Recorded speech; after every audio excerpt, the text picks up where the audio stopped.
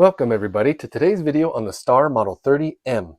I recently picked up this handgun and I'm very excited to get to share it with you all. And in this video we're going to go over its history, where it came from, how it was developed, look at some of its features, and then go take it shooting and see how it does. So I hope you're ready. And in this video we're just going to start off really quick with some history on the Star company. They're not around anymore, but they started in Spain in 1905. And originally what they did was they pretty much just copied successful handgun designs of other manufacturers, Steyr, Browning, things like that, altered them just a little bit, and then sold them in the Spanish market predominantly.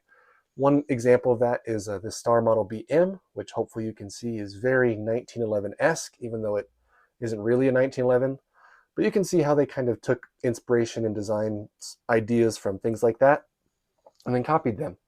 But that's not the story of the Star Model 30M. This is the one time that they departed from that business model and came up with their own homegrown organic firearm design. Originally, it was called the Model 28, and they developed it in an attempt to win a US government contract for a new sidearm in 1977. It competed alongside the Beretta 92 series like this and lost. And the Beretta 92 would go on to get adopted and become the M9, but the Star Model 28 would go on to get updated and changed and altered by the Star company to become what we know today as the Star Model 30M, which is what we have, and we're going to take a look at. So we're going to start off with its markings first.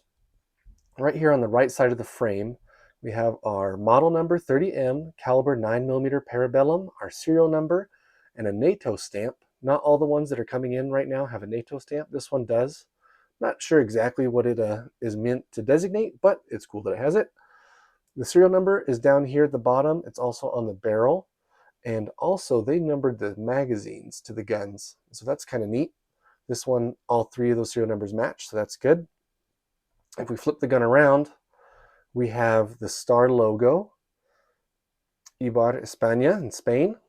And right here we have another interesting mark that we haven't seen too often before on the earlier imports. We have a GC, which stands for Guardia Civil, which was the Spanish National Police Force that used this firearm. We don't really have national police forces in America. Over in Europe, they're pretty common, but this is where this gun served for however many decades it was there. And the last marking we have that's of note is this 93, which is our year of manufacture. So this handgun was made in 1993, and they produced these Star Model 30Ms from 1984 to 1994. If we flip it over, here's our import mark from Century Arms. So those are all the markings. Now we're just going to take a look at some of the features of this handgun and what makes it so unique and what I think is a very pleasant handgun. One of the first things that kind of jumps out is if you look at the slide rides inside the frame. Most other handguns that I think we're mostly familiar with, the slide rides on the outside, like on this BM.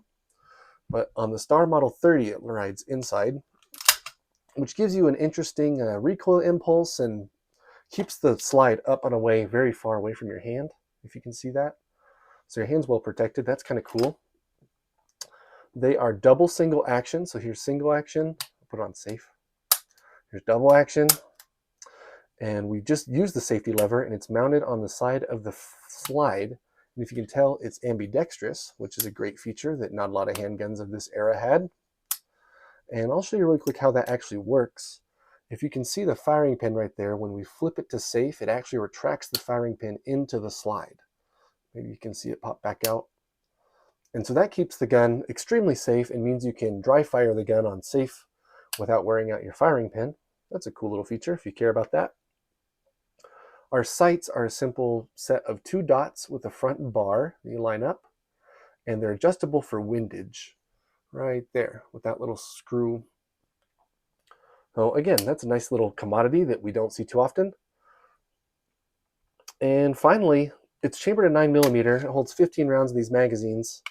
And when I ordered mine, it came in this original shipping box from Star. And inside we have another matching magazine.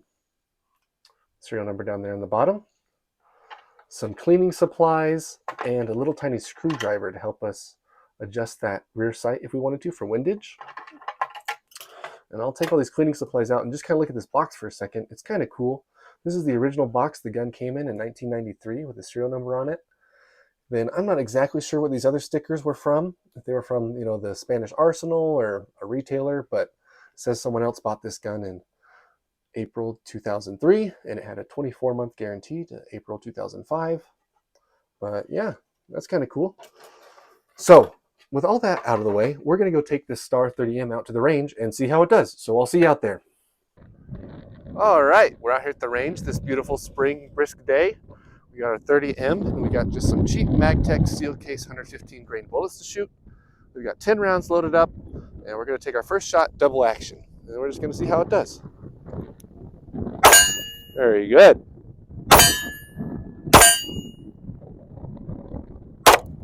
Nice. Oh, missed that one. Missed that one. Dang. Nice.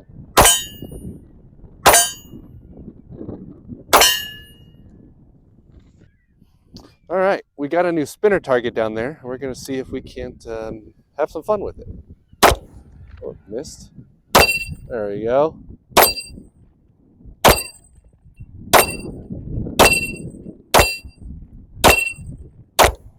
Uh-oh. Ah, didn't end on a win. All right, I've enjoyed our range trip today with the Star Model 30M. This is my first time shooting this gun, and I really like it. It's really great. The grip is a perfect size for my hand anyways, and I love the beaver tail back here that fits in the web. It keeps your hand away from the slide, so you shouldn't get any slide bite at all. The sights, mine are a little worn out, so I should probably touch them up and add some more white paint, but they work just fine. I feel like I've had to hold towards the bottom of most of the targets I've hit today. We're shooting right at 10-15 yards, so that's not that big of a deal. The trigger is just fine for a service pistol. It's not anything fancy. It's not a match 1911 trigger, but it works. And so I'm going to fire a few rounds this way, hopefully get you a perspective of what I see. And then we're going to wrap up and go back to the bench with a few more thoughts.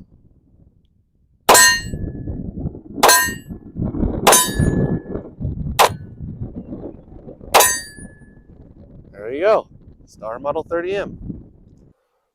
Well, I hope you enjoyed our range trip today. I know that I certainly did. It was lots of fun. That was the first time I took this gun out, and it shot great. It was one of the easiest handguns to shoot that I've ever taken out before. I hit lots of things with it. Hopefully you could see in the video.